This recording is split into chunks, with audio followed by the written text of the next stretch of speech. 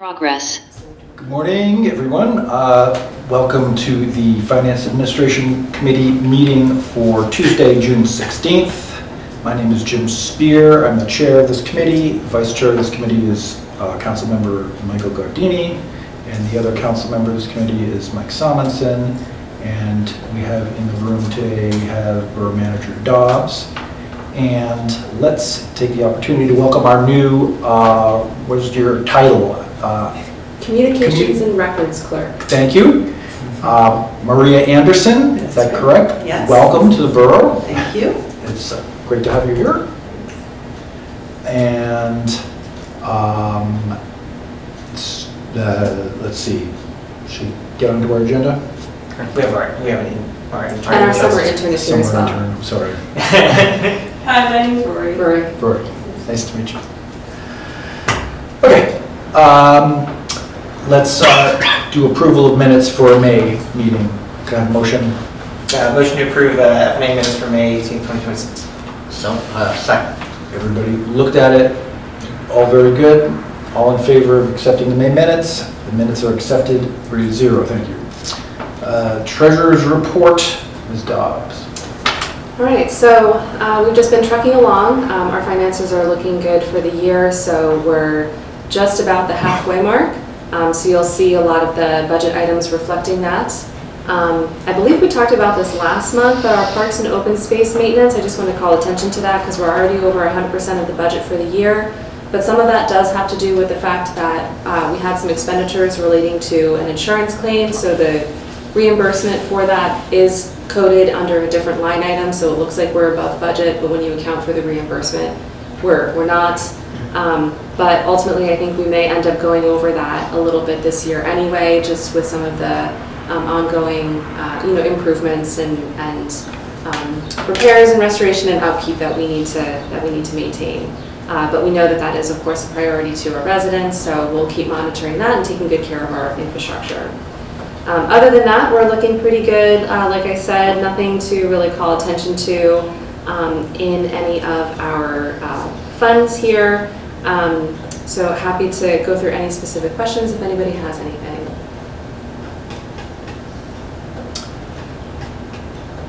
Anybody? No concerns? The BBT gets, does that get paid on an ongoing basis? I always forget, or is it just April? That one is on a rolling basis. Okay. Yeah. So we're actually doing pretty well. BBT. The business privilege tax. Oh, thank you. So, Yeah, so we're at about, so in terms of our property tax revenue, we're over 90% collection at this point. So that one is almost always, we have a very high collection rate anyway, which is really great. We have a really solid collection rate generally. And typically by this time of the year, we're looking at between 90 to 95% collection rate. We'll continue to have some trickle in. We never have full 100% capture of the real estate taxes. There's always a few holdovers. Those end up getting liens put on them, and we typically recoup that in the near future. So it's never going to be 100%, but we're looking at 93.7% of our budget. And then our tax collector did inform me, I forget the exact percentage, but it is around the 93-94% collection rate that we have. So it's really spot on. So we're looking pretty solid with that. And then the EIT does come in on a rolling basis, as does the business privilege tax. So you can see both of those are hovering at or above 50% at the midway point of and this is at the end of May too. Yeah. So this is only 5 months worth of data here. I mean, it just looked like we might end up a little ahead on the BBT compared to what we budgeted, because we're already at 68%. Yeah, and if you recall, we had also dropped the BPT budget for the year just because we have the ongoing business closures in downtown. So this is this is a little bit of a fluid thing. So we were estimating that it might be lower this year because we don't have as many businesses open, but we do have a number of new businesses that have come online. So we might be a little bit off on our budgeting. So that'll just help inform us as we head into budget season next year to try to hit on something that's a little bit more accurate. Yeah. So, how long have those vacancies been there? It's been a long time, right? It's been like 2 years. 2 years. I would say at least 2 years, but then Yeah. also think, We you know, lost the and the Rite Rite Aid. The rating was like The Rite Aid. 20K Yeah. or something. And the Yeah. Rite Aid was one of the largest Yeah. that we have after the state store. So those factors went into the budgeting Right. decision. So if we end up with higher BPT than budgeted, it's mainly because we were probably being too conservative in estimating the loss of BPT from those closures and what we're actually experiencing. Plus, we're having new businesses open up and they might be doing better. So we have all of the businesses up at 650 Montgomery Avenue. And the final tenant spot of that building is actually filling in. I saw that, It's yeah. I believe, a yoga studio Yeah. or a Pilates. It's something like that is opening up at 650 Montgomery Avenue. So that'll be the last tenant space for that new construction. But obviously, the Rite Aid is still closed. We had a new restaurant open up on Woodbine. I'm hearing great things about it. Yeah. Good. Obviously, Maluga is now open as well. So we do have some businesses kind of filling in and offsetting some of those losses. Yeah. Any other questions? On Treasurer's report. Okay, thank you. Let's move on to recommendation items. Scheduled bills. Can I have a motion for scheduled bills? I move to recommend to Borough Council approval of scheduled bills for the general capital sewer and solid waste funds totaling $813,705.21. Second. Okay. Questions on the checks? Anybody?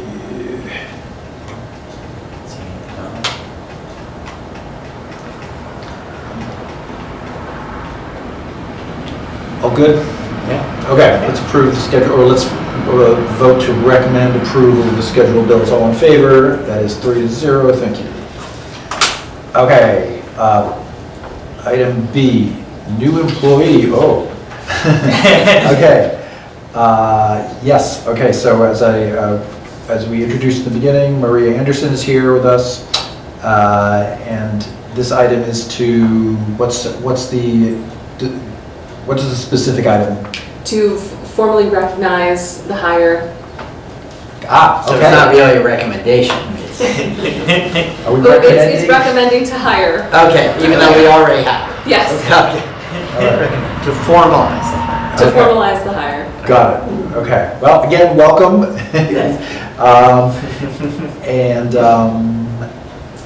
All right, we're good. Well, let's vote to recommend. Anybody make a, do we move? Somebody move? So moved. Oh, sorry. Second. All right. No. All right, thank you. All in favor? Thank you. You voted. Item C, Shade Tree Commission appointment.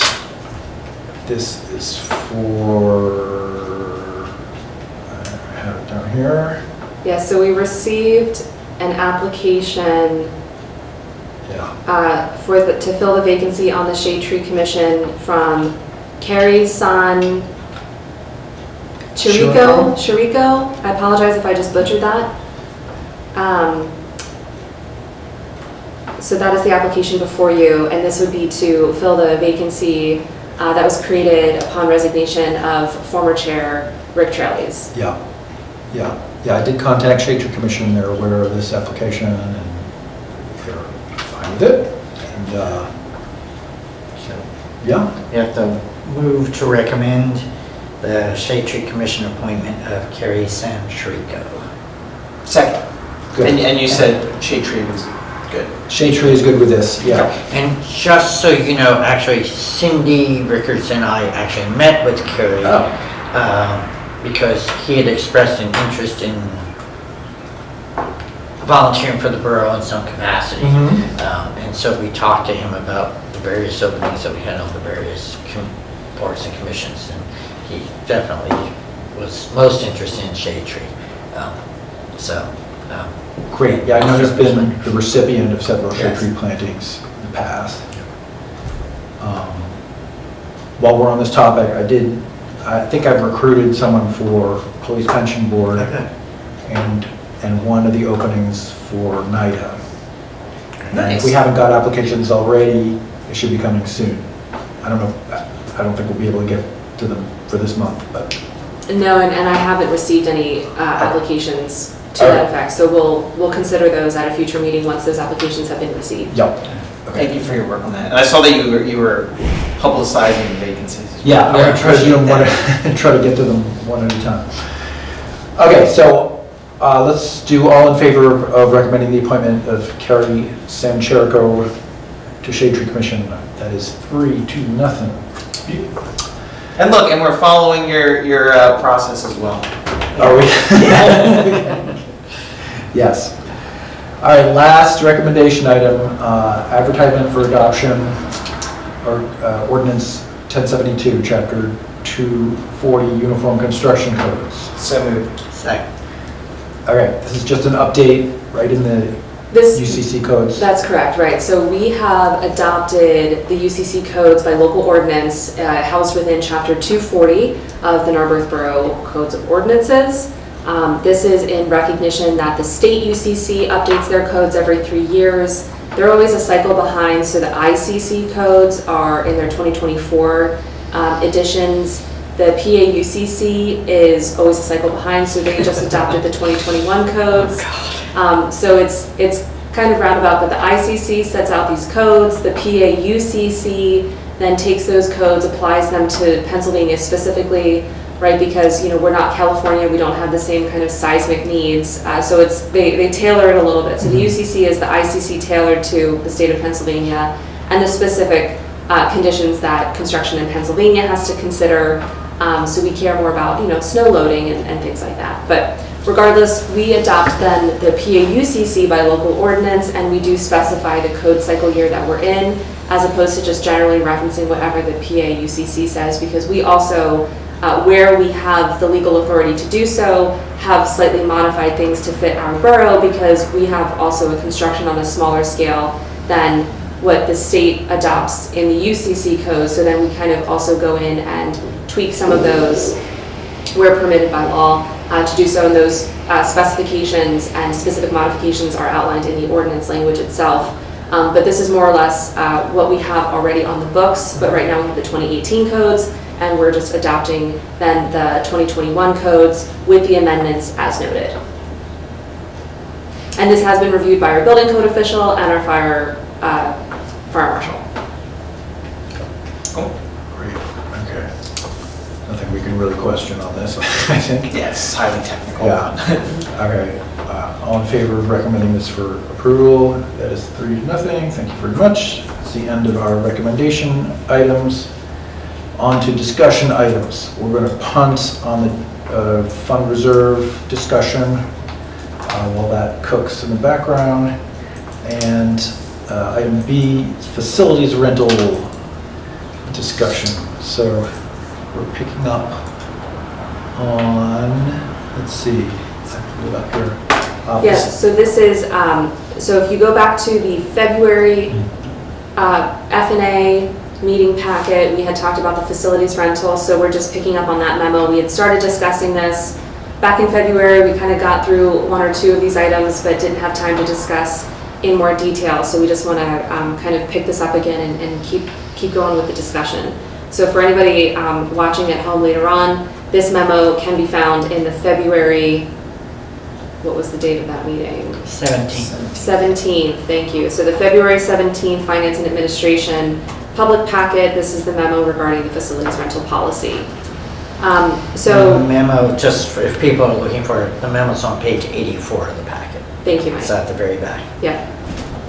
All right, so one of the things that we had talked about for this is, so if we go into some of our key concerns, and this is apropos as well, because we have our new records clerk here, so Maria's going to be taking over for reviewing and approving all of the facilities rentals, and we started to have brief conversations about some of the kind of concerns that we have about how the facilities rentals are kind of managed and how we maintain that system.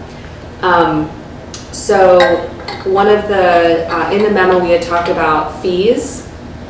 We had talked about event timing, the frequency of events, recurring users, alcohol usage, and then the kitchen use. So the alcohol usage, At the time in February, there was no action needed on it. That was more as an FYI. So that has been addressed. So that was just a matter of, we worked with our solicitor to draft the alcohol indemnification agreement, and we've determined what level of insurance requirements we will require of applicants who have alcohol usage on borough facilities. And keep in mind, this is also for the rentals at 100 Conway. This does not refer to rentals in the park.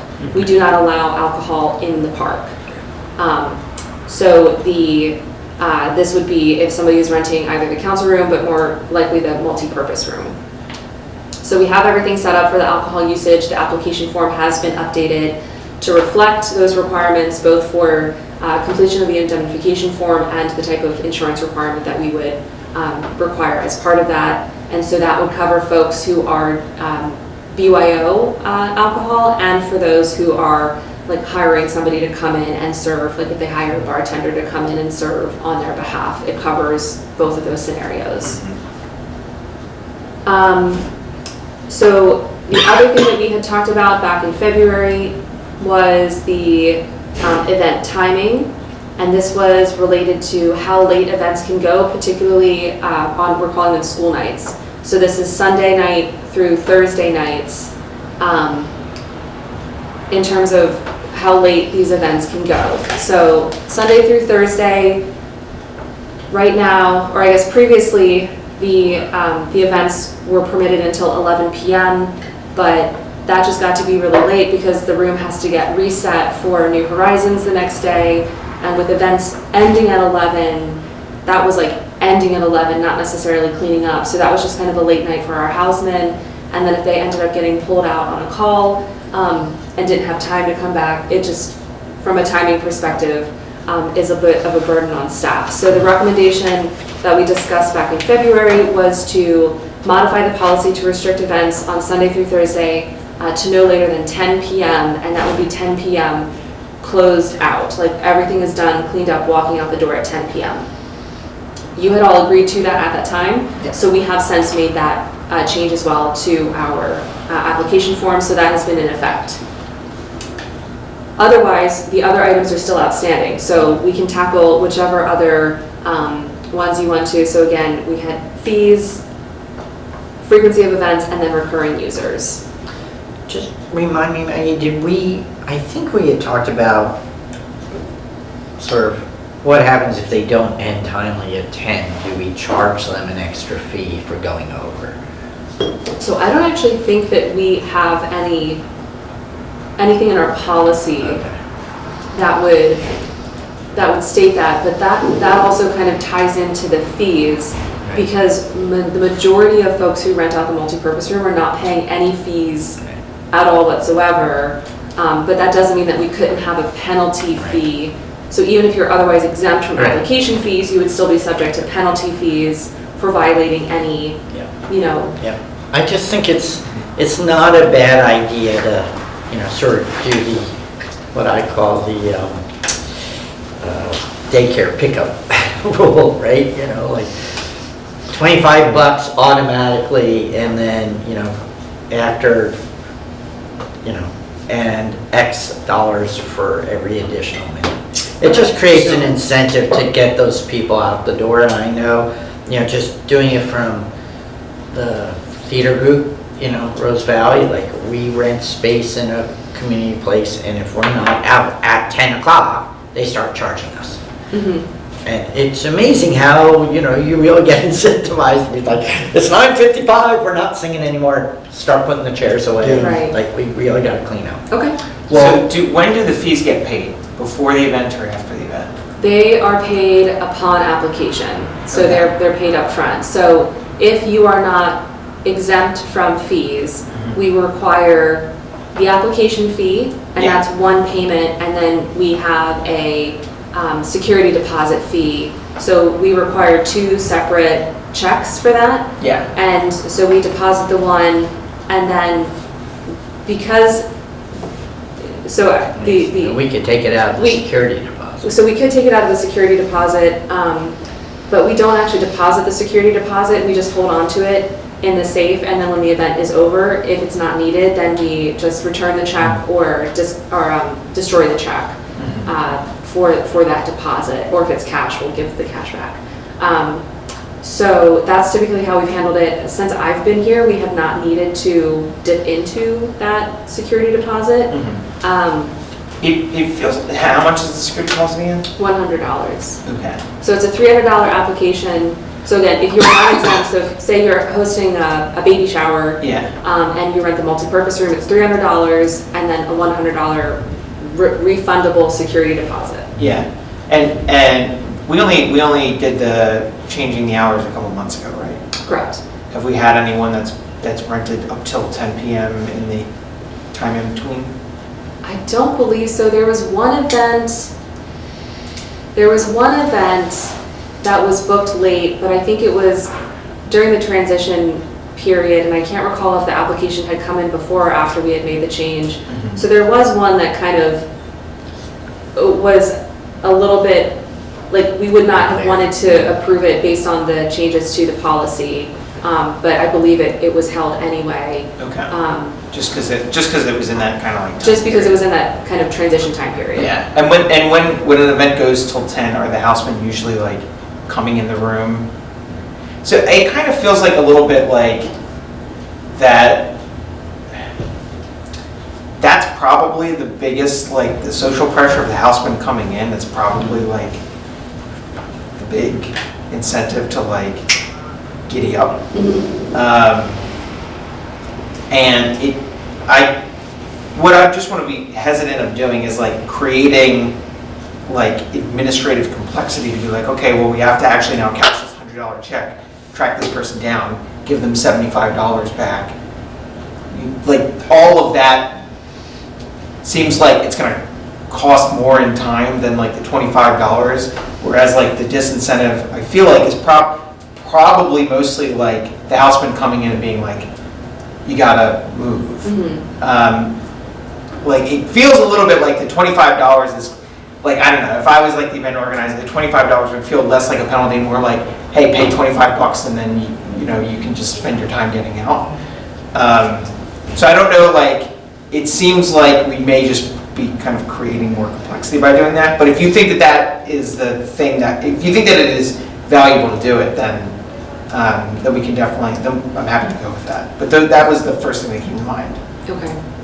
Jim, do you have any thoughts on that? Yeah, I'd say regardless of whether there's a late fee, or I think we want to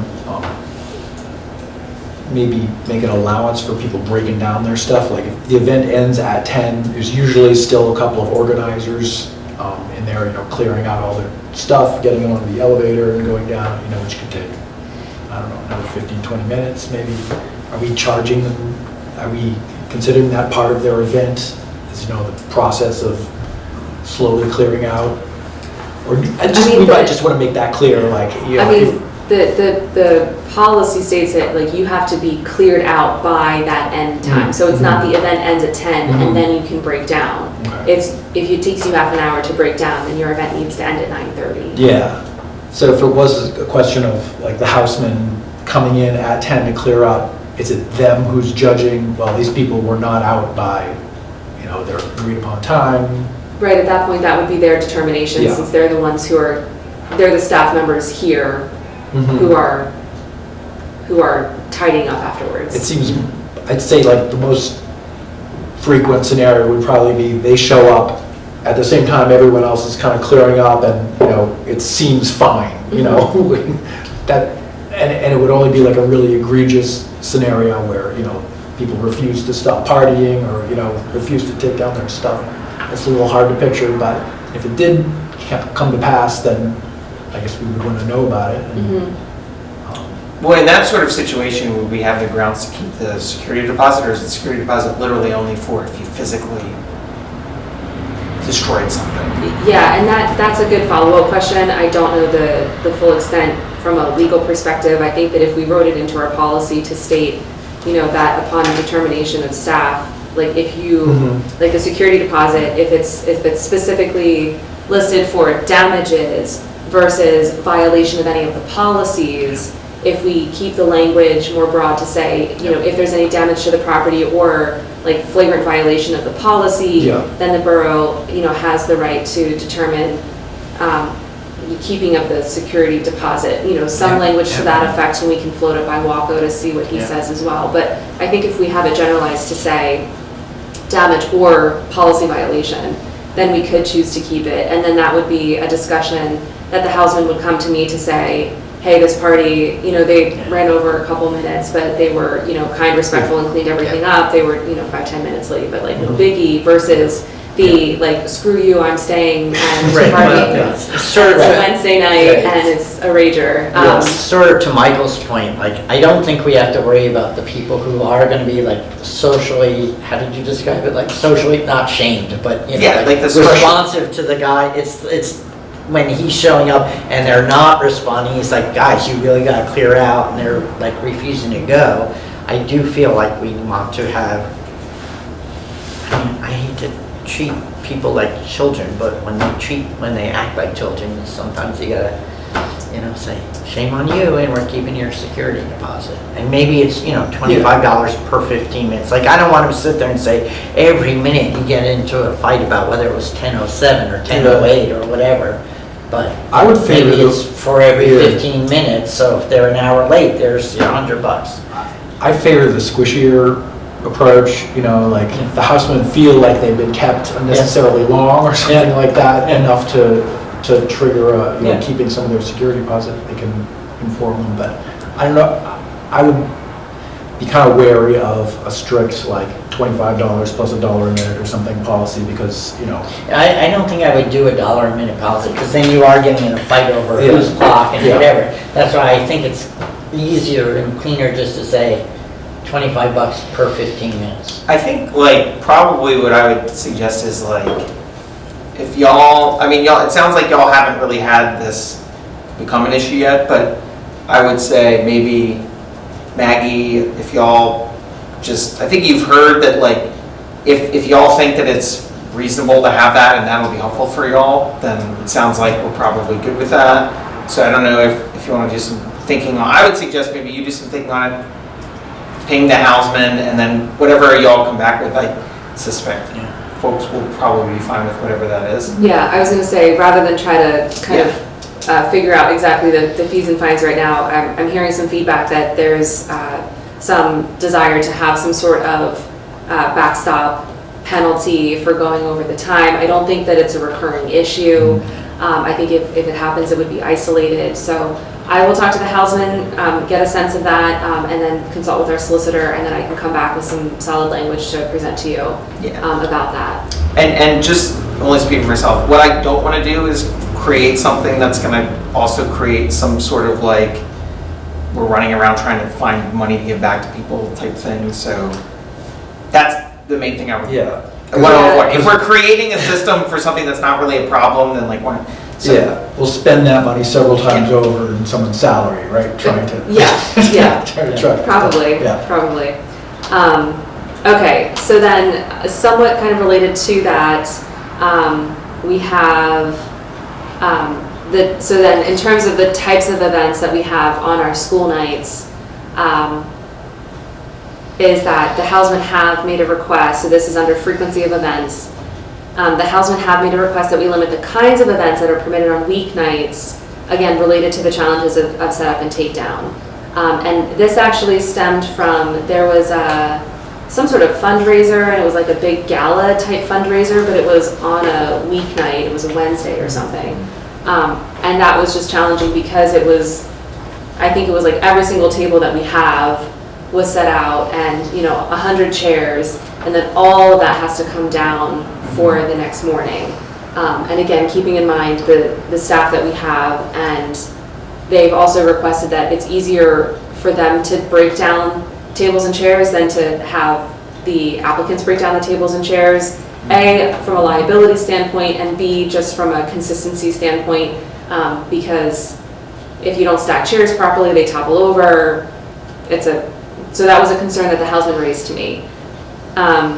But they said in terms of the weeknight events, so general presentations, community meetings, and other activities that are things like podium and chairs are manageable from a takedown setup, takedown yeah, set up, take down. On weeknights,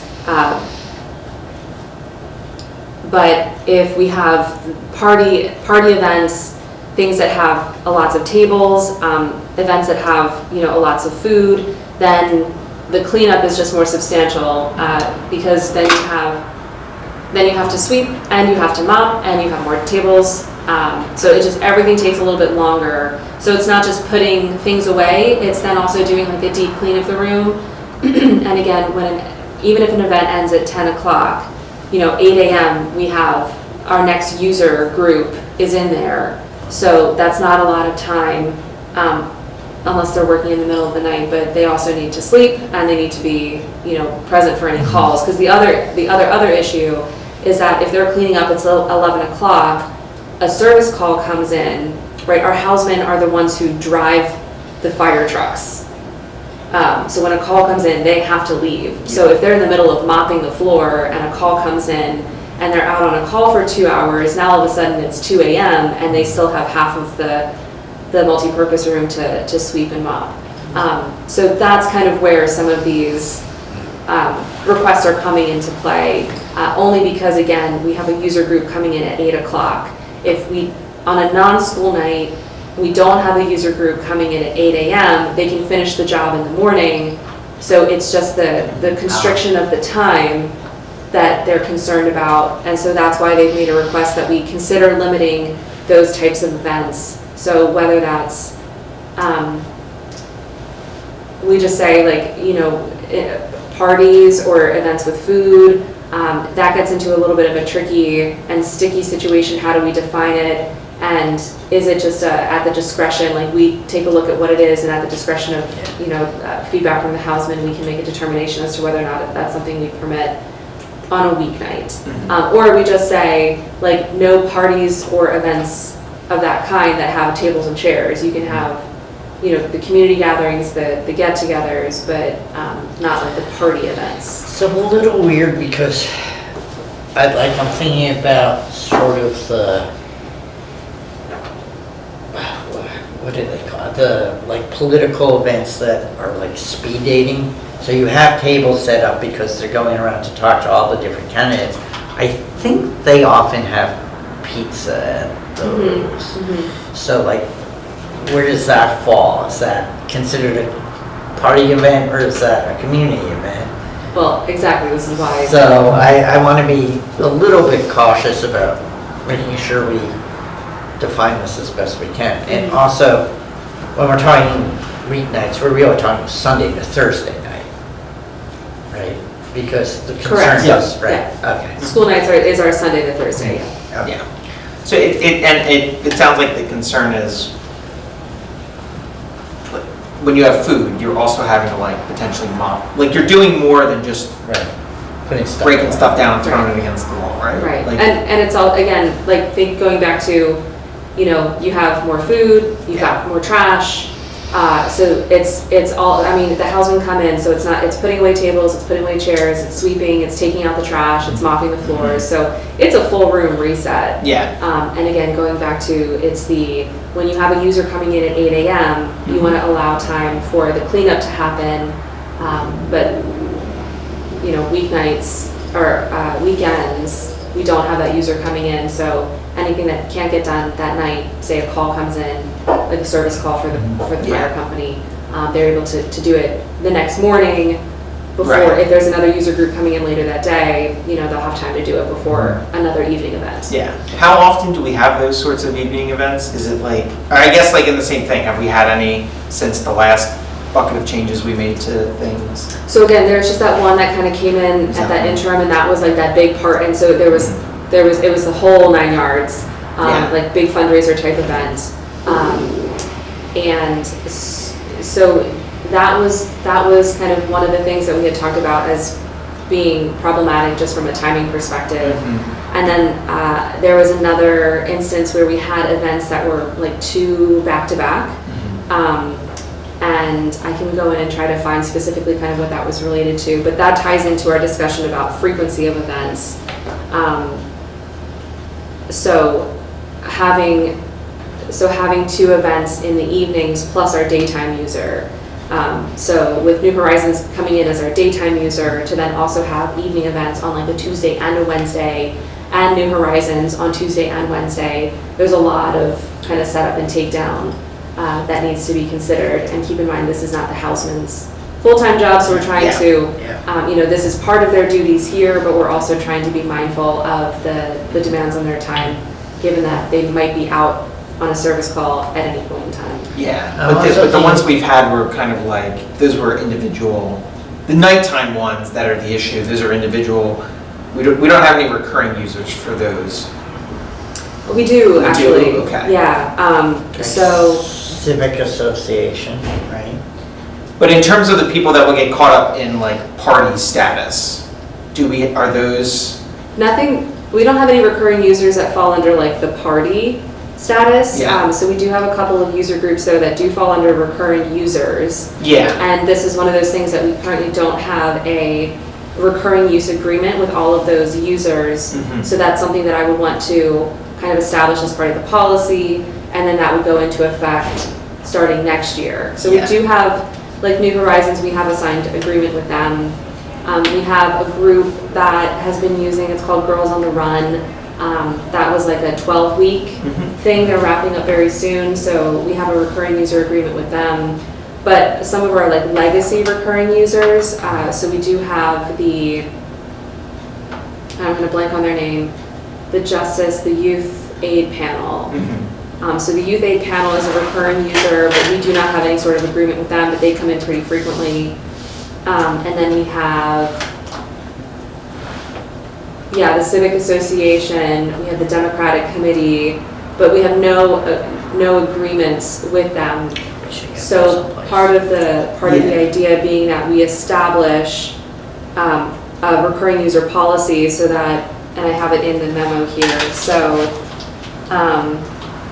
okay, I have it in the memo. So we have the use agreement with the new users, so the Girls on the Run, like I had mentioned, New Horizons, but in terms of some of the other users, they reserve space on a monthly basis, but they just submit facilities rental requests on a rolling basis. But it's always, I'm making this up, but like the third Thursday of every month. Yeah. Yeah. But instead of We should setting it up at the definitely beginning have as a recurring user for the Right. year, they do it piecemeal month by month. Yeah. And so from an administration standpoint, it would be more efficient for us Mhm. to have those folks come in once, have a recurring user agreement, have a defined time. If they have variances in those times, like say over the summer, they're gonna not have a meeting or they're gonna shift it to a different date, they could have that as part of their materials that they submit for, Yeah. up front. And then we can book it out for the whole year, and then, Maria's only doing that once to set Yeah. up the whole year, as opposed to getting Yeah. and receiving and processing an application every single month. Totally, and that makes sense. I think I want to disaggregate the recurring user and the party things for a moment. The only reason I was asking about whether there were any recurring party users is just to get a sense of like what I suspect, and I think you kind of confirmed this, was that with the recurring users, when we change something, it affects that user in some way. There's a new process for them to learn, probably easier for them. I get the sense there's not, like, we changed the party stuff, there's no one who currently is like, oh, I was already, I regularly have parties here, the third Thursday, whatever, of the month in the evening. Right. So we're not really, I wouldn't expect us to have like some sort of user come in, like they're gonna what's gonna happen the next time someone wants to throw parties, they're gonna come in, they're gonna get the new information, and then they're just gonna comply with it, right? Yeah. Okay. I get, sorry. Well, the reason why I was talking about the Civic Association is like for their annual meeting, Yeah. they typically have, juice and cookies, for lack of a better term. Well, yeah. So they come in with, lemonade, iced tea, a Mhm. bunch of baked goods or Mhm. whatever. That's why I think we have to define, like, does that count as food, and that's, Yeah, no, I think that's where we're headed, but I think that what I would say is we pitch that to staff, like, can you all figure out a definition that solves for the actual problem that the housemen face in terms of like the parties, the mopping, while not like netting someone putting up some like Entenmann's on a table. Mhm. Does that make sense? Yeah, and yeah, so just for sake of time, I don't know that we're gonna necessarily hash it out, but, Yeah. and this is Yeah. something that we struggled with kind of internally as well, as to how to define that, because when you have juice and cookies for a committee meeting Yeah. versus though having like a full-on baby shower with like hors d'oeuvres and Yeah. cake and the whole Yeah. 9 yards, you know, obviously those are gonna be kind of different Yeah. things. Yeah, but still, I think it's probably going to be kind of a low bar because what you're really cleaning up for is like insects, you know, might, even small cookie crumbs, you want those gone. Or somebody knocks out. over their lemonade or iced tea, now you Sure, got sticky right. floor. That's why I was like, how do we figure this out? Mhm. Like, we don't want to attract mice, you know, we don't, we don't want to attract insects. Yeah. Is it gonna be the same for the Houseman if it's a couple things versus like, I know it's not the same, but like, is it linear or is it like exponential in terms of their experience? Yeah, and that's a good question, and we can certainly take this back to them and kind of dive more into this specificity. And again, now that we have Maria here, and I'm glad you're here to listen to the conversation, we can certainly kind of, now that we have some initial feedback, go back to the Houseman, have a discussion internally with staff, and come up with a recommendation that we can bring before you for our next meeting. Can I have just one more thing about, you mentioned like setting up tables and chairs and the podium is kind of a standard thing to do, but what about like the microphone and like the PA system? And there were, I just want to say, someone called me a couple months ago, like in the middle of the meeting that they were having and saying, where do you keep the projector? And I'm like, you know, that's not something I can, you know, I don't know, I wasn't even home, so you know, I can't. But that, things like that, people might have the expectation of equipment as well, you know, that comes along with the room. Yeah. Especially for things like Democratic Committee, I know, and sometimes Civic Association, they do need the microphone to make, you know, to be heard in front of a large room. Yeah, so that's one of the things that we do request when they submit the facilities application form, is that they indicate what sort of equipment they need. Yeah. But I think that's one of those things that we don't have a great list of what is available to them. We also have a really old system. I'm sure, as you guys have noticed, the last few times that we've had our public meetings in the Yeah. multi-purpose room. Yeah. The PA system is, 40 years old. That's terrible. And the acoustics can get kind of rough in there, so we do have the speakers, but particularly now that we do recorded meetings, the Zoom, having microphones as well as having speakers, and we only have so many mics that project the speaker to the speakers in the room, and then we don't really have the kind of microphone capture in the big room if it's a recorded meeting, to really have that integrated sound. So Yeah. we've been looking at some options and pricing out some things to see if that's something that we can purchase. This is where we can spend a little bit of money, like a couple $1,000s, and get new microphones and speakers that could potentially integrate with our existing system, but our existing system also isn't super great. And so to replace the existing system is going to be a lot more money. And I know we've talked about, and I know I've mentioned to you kind of the game plan of wanting to do a full remodel of the space in a few more years' time. So I don't know that we really want to spend tens of thousands of dollars on a new PA system right now, when it might be beneficial Sure. just to wait and do that. So there's some intermediate things that we can do to kind of improve the situation, because right now we're just using old, outdated Sure. technology that doesn't really suit us very well. Yeah. I'd say the microphones are the weak link, like Yeah. a very weak link. They cut out a lot, and they don't have good pop filters. Yeah, Seems like yeah. you get a lot of, that's another topic, Elizabeth, I'm sorry, I don't need to. But that's certainly something that we're aware of, and we have started looking into some alternatives to see what we can do to improve. But in terms of, those user groups using it, they are supposed to tell us what they want, because that will all get set up for them ahead of time, because we don't want other people, because it's so finicky, Playing with our we don't want toys. other people playing with our tech, because you have to use it a certain way, otherwise it won't work. And even when you do use it the right way, it doesn't always work. Yeah. So we just want to make sure, again, to protect the lifespan of what we do have. And it has to be plugged in the right way. The actual PA system is in a locked closet also, so it's even just to turn it on. So we do want to have users notify us of what they need so that we can have that set up for them ahead of time if they don't ask for it. And no one, like say the houseman isn't here, it's an evening thing, then we won't have the ability to set it up for them. So it has to be done ahead of time. Yeah. And then I think that, and then the other one was the recurring users. I think that makes Right. total sense. So, yeah, so if we can kind of nail this one down, so this would just be that we should set up a policy that anybody who wishes to have a weekly or monthly event for more than 2 consecutive weeks or months shall be required to enter into a recurring user agreement. So if you have, so literally any of the recurring, so the garden club, the civic association, right? So those folks are still exempt from paying any fees. But what this does is that it just kind of sets us all up in one package from the get-go, and then that makes the administrative processing of it more streamlined, and then we're not doing everything on a monthly piecemeal basis. Yeah.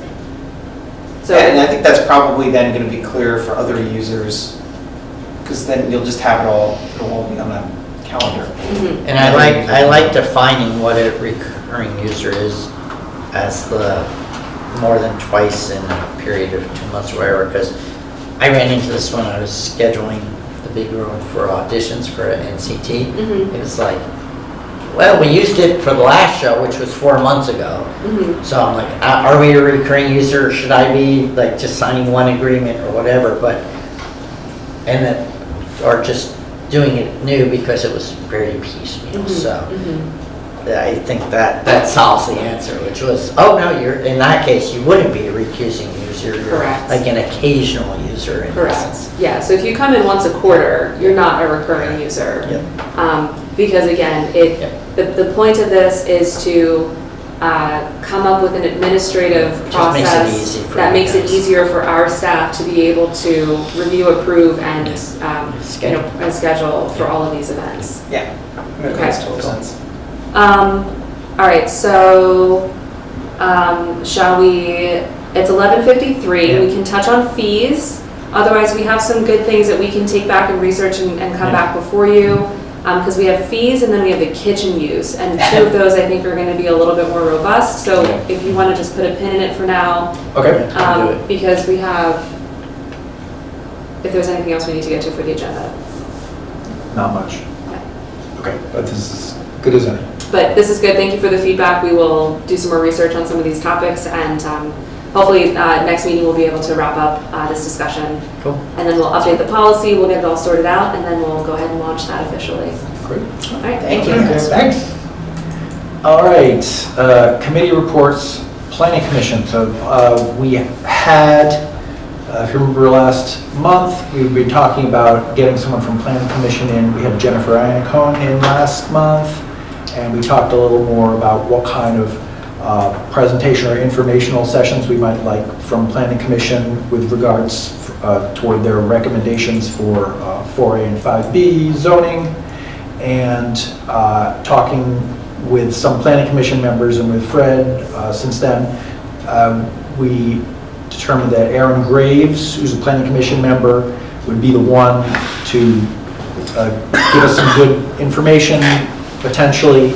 I've talked with him. He's glad to do it anytime, under pretty much any circumstances. He does want it to be a live presentation rather than a memo. This is only, he doesn't think he can put it together in a written form. So we are trying to find a format and venue whereby Aaron can come in to one of our scheduled meetings or some kind of meeting where he can make his presentation. So that is ongoing. We don't have anything to schedule at this moment. So by way of information, that's all I have at this moment.